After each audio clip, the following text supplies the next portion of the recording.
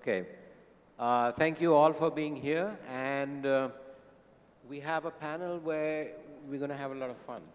So, although it is about passion and murder, and since it is a literary festival, the word passion actually brought to my mind a famous line in Hamlet, where Hamlet says, "Show me a man who is not passion's slave, and I will wear that man in my heart's core." Now, behind that idea is, of course, that passion is a kind of an emotion which is so intense that it overcomes reason. So there is a kind of a conflict between passion and reason. And in just kind of thinking about it, and the reason why the organizers of the Litfest asked me to moderate this session is that, you know, in my book, Mumbai Fables, I have a chapter on the Nanavati case, in which the murder that happens was termed as a crime of passion. And legally, of course, in crime of passion, the thinking is that since the crime occurred in the heat of passion, there is no intentionality, there's no deliberation, there's no reason behind it, and therefore it is treated at a kind of a different level. And so this was one thing that I pursued in my book on Nanavati case, and also when I wrote the film script for Bombay Velvet, and there too the main character Johnny, which played by Ranbir Kapoor, was also a person who is completely consumed by a certain passion or ambition for acquisition and for greatness in Bombay, to become big. And this is what leads to his rise and, of course, leads to his fall. And in his kind of a journey, you see how he acts almost impulsively and against what you would think all reason, because he is so fired by this kind of intense emotion. Now, the writers we have with us, they've all in one way or another dealt with the issue of passion in different ways. And in a way, it is said that the greater the passion, the better the poetry. And the idea is that somehow a writer's or artist's imagination, when it is inspired by passion, it leads to something quite extraordinary. And so with that kind of opening, I wanted to just start a discussion on the emotion of passion and how that works in the work of our respective authors. So I thought I'll start with Charles, because in his work, there's not only passion, but there's also murder. And so, Charles, you take it from here. Well, first of all, I must say that when one writes, one has to kill one's book, because, you know, it's a struggle to create a book, and you can keep on and keep on and keep on writing and be confronted with some sort of a monster who wants to take power. So in a way, the writer has to kill his own book. And then I would say that, well, my first novel, which has the title of, in English it could go Marmalade of Crimes.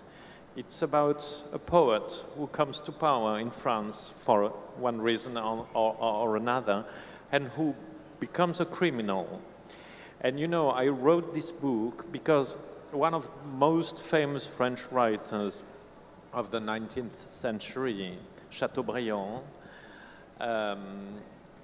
Chateaubriand is the writer who got the more power you can get when you're a writer. He became a minister of foreign affairs during the 19th century. And when you think of a writer, you think of a peaceful person. Well, he's a writer, he wrote poems, he wrote novels, blah, blah, blah. So he's going to be a civilized a civilized man. And the first thing he did was to declare a war.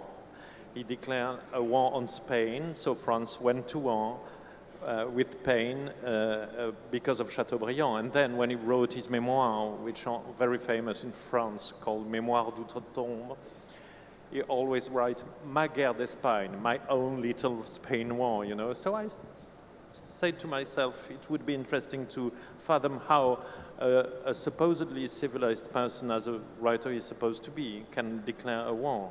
So passion, as you said, has to be rationalized even when you write, and he didn't do that.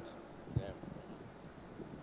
So, Core, in a way, your book on David Headley is all about a character who is completely consumed by a certain passion. So, do you want to say something about this character and, you know, what kind of drives him? Yeah, I sort of bumped into this guy, David Headley, by almost a coincidence. He was arrested in Chicago for planning a terror attack in Denmark, and then we later found out that he was one of the masterminds behind the dreadful Mumbai attack. And from the beginning, I was so interested in him as a person. He was an American. He was wealthy. He came from a good family. He had access to do almost everything that he wanted, and in the end, he turned out to be a terrorist. So I used quite some time looking into him and trying to figure out, how does a guy who is born in Washington, D.C. end up in a terrorist plot for Mumbai? And when you go through his life, there are like 4 or 5 stages. They're all consumed with passion. It's his drive and his urge to be something special all the time that drives him to be a drug smuggler at one time. He becomes an agent for the Americans, for the DEA. And then he becomes radicalized.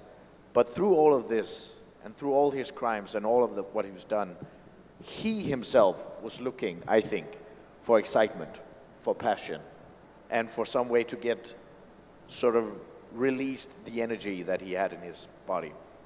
So I ended up writing a book called The Mind of a Terrorist, but you could say that a big part of what the book is trying to capture is actually the heart of a terrorist. I think that in order for us to combat terrorism, which is a pretty difficult thing to do, one of the first and maybe most important thing to do is to try to understand it, try to get where it's coming from. Now, it's easy, a guy like David Headley, it's easy to hate him. You know, that passion can be felt in all the people that I talked to who had had anything to do with the Mumbai attacks. And it was pretty easy for me as well, even though I'm not obviously from India, to relate to that pain that he has caused. But just to look at someone with hatred will not make you smarter on who they are and why they became that person. So I think it's important for us to, as writers, to figure out, why do people do as they do? What is the driving motivation? What is their passion? And David Headley is the embodiment of that. He is passion for being famous, passion for doing something, passion for having a legacy, that once he dies, that he will be remembered. So even though he was motivated by money in order to buy and sell drugs, he was motivated by revenge, I think, in his work for the American agencies, and he was motivated by Islam in his third role as a terrorist. Through it all was the will and the drive to be someone that people would remember. I mean, the interesting thing about what you are mentioning over here is that ideology is part of the mix, but it's not the kind of a driving force. I mean, everything that you say, it seems as if there is a kind of an inner instinct or a desire in him to do something extraordinary. And that is not necessarily something that can be attached to a religion. I mean, so religion just happens to be one of the kind of avenues that he adopts in order to achieve something that is kind of a drive in him, right? I mean, it's I agree, and I think David Headley is a appalling figure. It's good that he's in prison. It's my understanding that he will probably die in prison. He has a jail sentence for 35 years, and he will probably die before he will be let out of prison. That's a good thing. But having said that, in a different world, David Headley could have been a mercenary for peace. If someone had led him on that road, he could have used his energy, and he could have used all the drive that he has in him for something good. And I found that, at least for me, as researching him through a long time, to be an interesting thing, that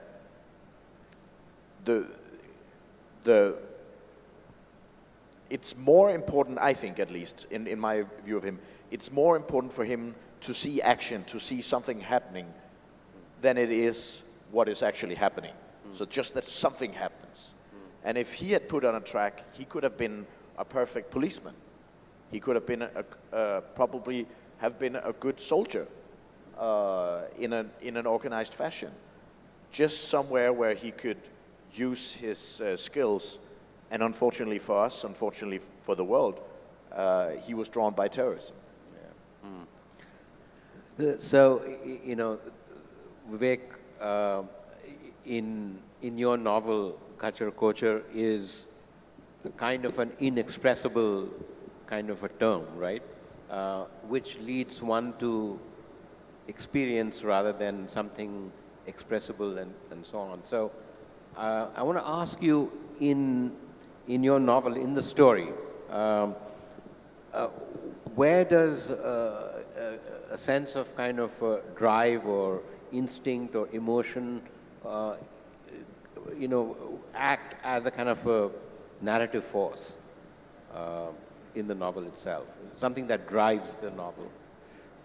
Yeah, since we're talking about passion, I think it is, especially in writing fiction, it is very difficult to write a character which is very intensely passionate about something compared to any other characters, right? Because that particular character influences everything around her or him and drives many things in the story, as in life. And in this particular novel, I feel, you know, one of the characters who is passionate about money is the one who drives the story forward, and he's the one who influences the events, and many times directly and most of the times indirectly. The interesting thing in your novel is that, you know, in a way, the characters, I mean, most of the characters are acting almost on behest of money, and that money itself has a certain kind of a animate power, and human beings are, you know, merely its kind of vehicle. So, I mean, are you saying something there about how, you know, kind of how, I mean, there's a thing in Marx about fetishism of money, where money itself acquires a kind of a life force, and we see social relations to be a kind of product of money. So when I was reading your novel, I actually was reading this, oh, this is about, you know, fetishism of money and the kind of you know, the passion it generates in people, which, I mean, you may see the main character as a person who, you know, has built this business and supporting the family, etc. But in a way, he is a mere vehicle of the money itself. Not exactly, but what happens is that that kind of passion for that drives, as I said, influences everyone around him. And it's not just about money, it's about many things, and the people who are passionate about certain aspects of life, right? There is a character who wants her husband to work in a you know, and earn, and it is not enough if you earn money or if you have money, but it has to be earned in a particular manner, right? So each one of them have got their own priorities and passions. And as you have observed in later part of the work, there is even people sit around and scheme a murder, right? So it can actually lead to an extent where people want some of their family members to disappear, right? Yeah. So one of the things, you know, just before we came, we were, you know, just chatting about this issue, and one of the kind of questions that came up was, as writers, what is the kind of a passion that you bring yourself to the work? And, you know, Charles said something about you have to kill the author in order to produce the work. So could you say something about that? Well, first of all, I must say that what amazes me in a way is that I'm writing poetry, I'm writing novels, I'm writing essays. And I don't believe in genre, but let's say for the sake of arguments that genre exists. You never find murders in poetry, or very seldom. Why is that? You find murders mostly in novels and theater. You don't find murders in literary essays. So why is that theater only and novels only deal with murder? I don't know. I don't know. You have to tell me. But it's one point.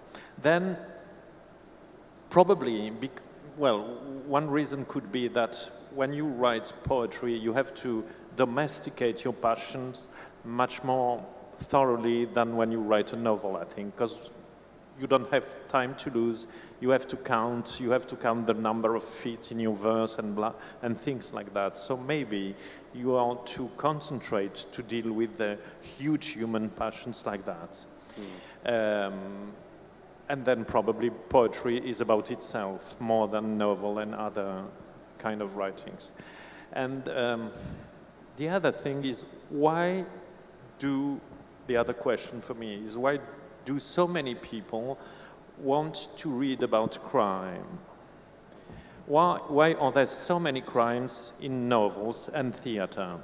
That's very strange, because there aren't that many crimes in life. I've never met a murderer myself. I've never encountered a crime in my life, and although I've written about crime. So what is this strange thing that literature does with crime? Is it that we want people to read us and try to attain a certain number of readers by something which is popular? Or is it a real reasoning behind that? That's the question. Yeah, I think we're reading crime, even if it's fictional or non-fictional. We're reading it because that's when human nature is at its clearest. That's when you have many of the moral questions really coming to an end. Would you save his life in order to make harm for yourself, or will you go the extra mile to stop that burglar or whatever? So I think you're seeing many of the emotions that you're seeing in human life just exploded when we have stories of crime. So we read about immorality in order to think ourselves moral. Or we read about immorality to gain information about what other people are thinking on the subject. Maybe. Actually, one of the great works that come to my mind is Crime and Punishment, where the protagonist Raskolnikov kills an old woman, but actually, if you also see, there is a second murder, right? He kills her sister as well, but it was not an intentional murder. He has all the logic, he has all the rationale built up in his mind to kill that old lady, but when he goes there and he kills her, then he finds her sister, and then he had no choice and he kills her. What bothers him most was the second murder, because then there is guilt, because it was unintentional, and it just happened beyond him. While the first one, that he had thought for months and months and months, and there was always a rationale and a justification built in his mind. Yeah, there are many other things. I'm only picking up one point, and to kill that old lady. So I think literature is concerned or picks up both aspects of this. One is the one where there is a justification for it. The other one is which leads to this crime of passion, which which can lead to a very deep guilt, because usually it is something that you have not thought through, for which there is no justification already built in, and it just happens on the spur of the moment. You know, among the many motives we look after when we write about crimes, you said one, it reminds me the saying by Woody Allen, those who can write, those who cannot teach. But then you have the other category, which is those who cannot and crave for celebrity, as you said, kill. So it's a superior motive, to my opinion. They want celebrity. But then you can have a more profound and disturbing motive. My last novel it's called History of Love and Hatred, and it takes place during the riots against gay marriage in France 2 years ago. And then people are killed because of that, So it's one of the great motives of murder, which is the insufferable otherness of people. They cannot stand that people are different. That's a very simple motive. And if you think of it, most of literature deals with that crime, probably the main motive of crime and murder is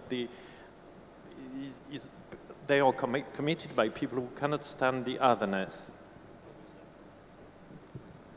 So, Cora, I wanted to turn to you about your own passion for writing this book, which, must have, it took you years and so on. And so I wanted to ask you what was kind of driving you in this book?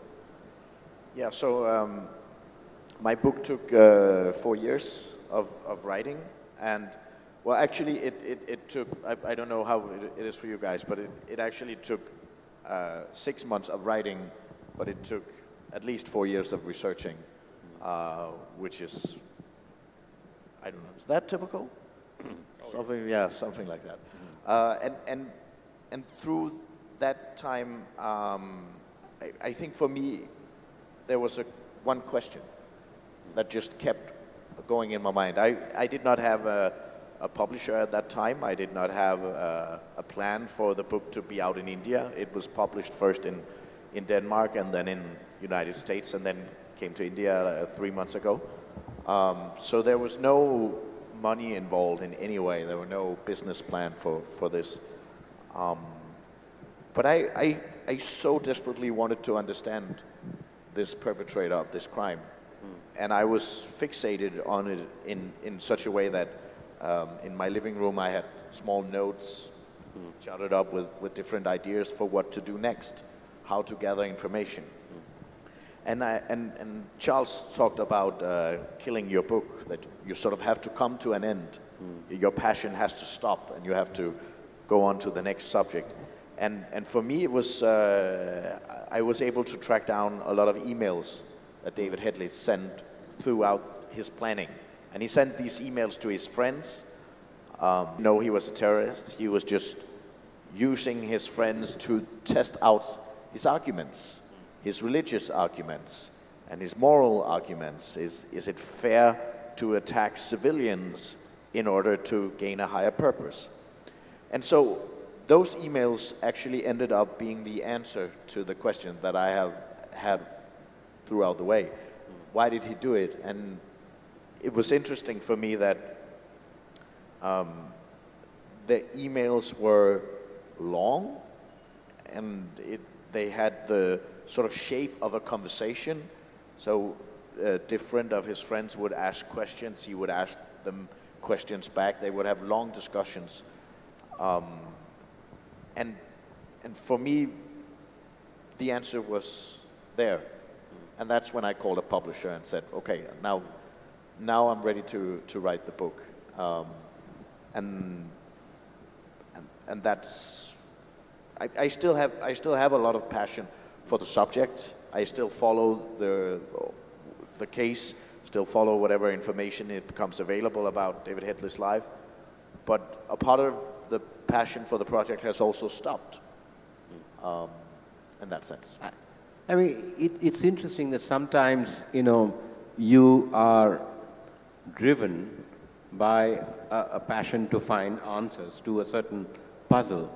But sometimes, you know, it seems to doesn't matter whether you find the answer or not. And I say this because, you know, when I was doing my research on Mumbai Fables, I came across this unpublished novel written by a Parsi in 1927, and which was a detective novel. And he wrote his name as P.J. Chevalier.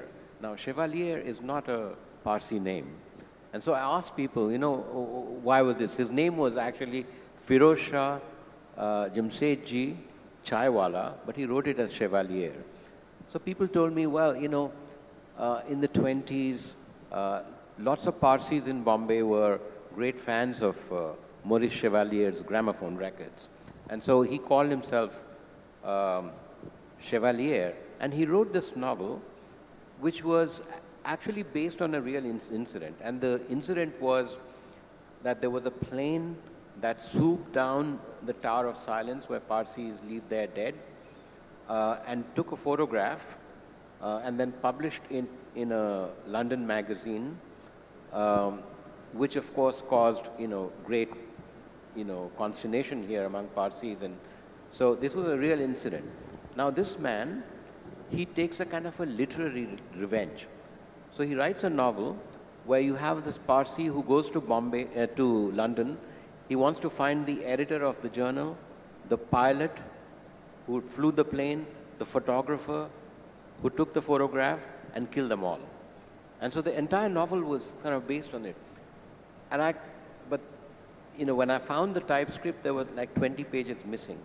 So I spent almost 2 years kind of chasing the remaining 20 pages, which I found, but I also kept looking for information on the author himself. And he's like kind of disappeared. In the end, I really didn't find all the information that I was looking for, but the journey itself, in a way, was sort of fulfilling. And so the puzzle remained, but, you know, I didn't need an answer.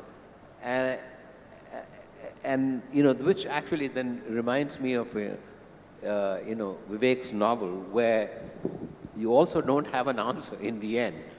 The Gachar Kochar itself is a kind of a puzzle. And so I was wondering to what extent in your writing, is there a kind of a desire to find a kind of an answer, or to leave the kind of a question hanging in the air? Yeah, I think it is slightly different for me because unlike, you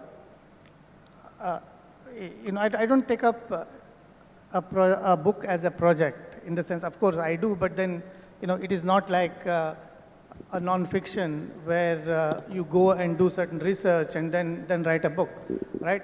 So fiction is slightly different for me. And also when it comes to the passion and the way I deal with it is also different because I'm an engineer and I had a full-time job and it was a corporate job. So it was very demanding. And all through my life, I have struggled to balance this. And it is because literature is my passion, I had to give time for it, and it was really, the first thing in my heart.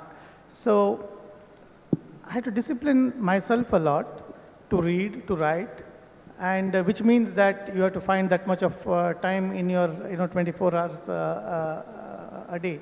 So a lot of things had to be given up, and a lot of compromises had to be made to create that much of time.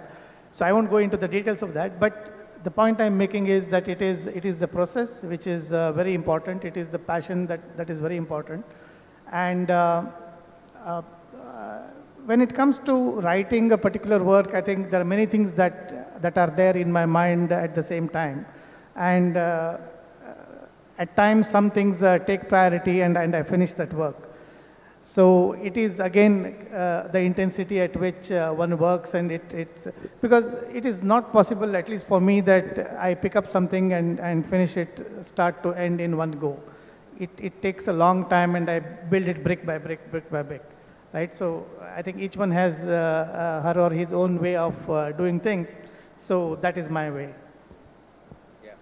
I'm not sure that there's such a difference between fiction and non-fiction. When you research on a real person, you do research and you look for information. The problem is that you find it. And then when you try to imagine what a character can do, you find it too. And the problem is there. It's that once you've understood, you sometimes come to like the people, the murderer. I know that myself, the novel I talk about, my first novel, the poet who becomes a killer, in the end he's a mass killer, but I liked him. And when you think of it, one of the best murder books of the 20th century, which is, I think, In Cold Blood by Truman Capote, it's not a murder book, it's a love book. In the end, Capote becomes in love with one of the two murderers. And maybe that's a good thing, because we are not here as writers to judge the people. They are judges for that. We don't like them, but it's better if we come very close to them, and in the end it comes to understand and maybe love them a little bit. I don't know, but we are not judges. Okay, we have about 15 minutes or less than 15 minutes, so maybe we can open up the discussion to the floor. And yeah, can you get a mic?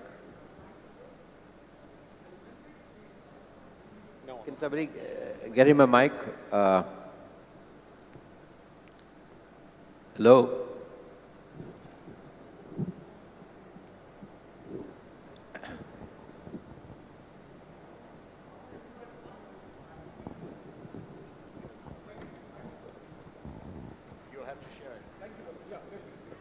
Thank you, sir. So, my pleasure to see you all live, and so especially when this topic, wonderful issues come out. Particularly, my question goes to you, sir.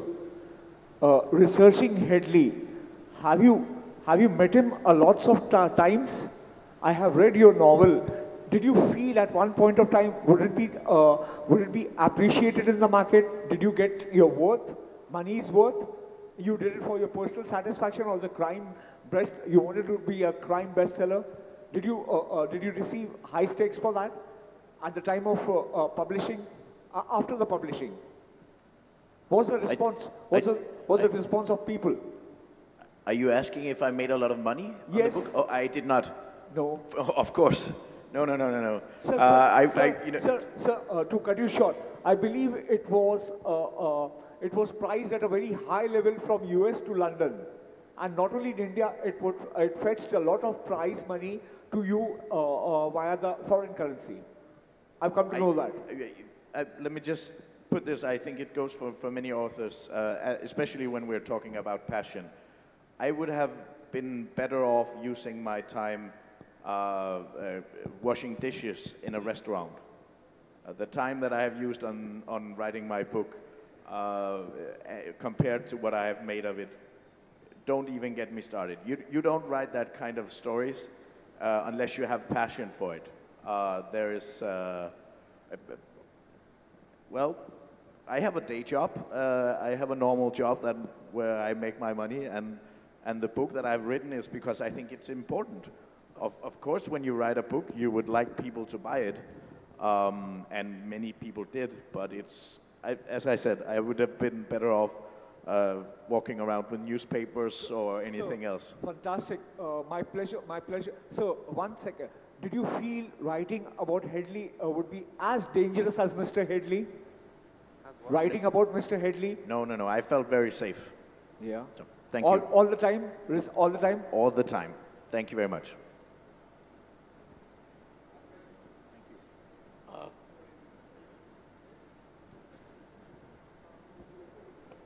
Yeah, Corey, this is for you. I think Headley's passion was only crime because he was a drug dealer initially. He went with the FBI, and I think he played a double game. And thereafter, he carried on to the Mumbai attacks, right? So the passion was purely criminal. What I want to ask you is, since you must have interacted with him quite a bit, did he have any regrets, honestly? No. That's the short answer. I'll give you a longer answer, but the short answer is no. David Headley, he says that he has regrets, and he has said that, that he will hopefully come out of prison, and he would like to be a person who will make the world look at Islam in a different way. He has no regrets in my mind. He's a very calculated guy, and this is, I think he is very proud of what he did. And in terms of, I think you're right that his main passion is crime, it's excitement. He gave up all of his friends when he was arrested within half an hour because he realized that no more could he get away with his crimes. And then he started talking about all the people who he had helped. He is only in it for himself, and I think he is proud of the work that he has done, unfortunately. Sorry. Again, for Mr. Sorensen, I had the privilege to attend the trial that he had in Mumbai in February, and I read your book after that. So, a couple of things that stood out from there are, the intensity of the hatred that he had for what he called the enemies that you say in the book. So, when you're researching him over 4 years, what are, say, one or two things about his character that stood out for you? I mean, anything at all? What stood out about his character? Yeah. Yes, for me it was his. A lot of people who commit these sort of crimes, they are engaged, they are passionate about one goal, and then that's their life story. Now, for David Headley, he has managed to get out of trouble so many times, it's unbelievable. So when he was a drug dealer, he got out of that. When he was very involved with the DEA, he got out of that. He got caught once again for doing drugs. He got out of that. For me, it was his ability to adapt all the time, like a chameleon. He could just, whenever he was here in this city, planning the attack, he looked and sounded like he was an American on just a trip or a business trip. And then when he went to Pakistan, he was a devoted Muslim. And then when he went to Denmark, he was a lawyer, very courteous. Everyone who I've talked to said that he was great company. That ability was, that struck me as a special thing about him, always being able to change into whatever he needed. And that made it possible for him to do all of these bad things that he did. In the end, he couldn't get out of it. But I think he got a really good deal. He was responsible for killing a lot of people. in India. He was planning to kill a lot more in Denmark and other way around the world. And he just got a nice prison cell. And he was not sent to India, he was not sent to Denmark, anywhere. So, even that is a, to me, proof that he was so good at gaining the system, making it work for him. Last question, please.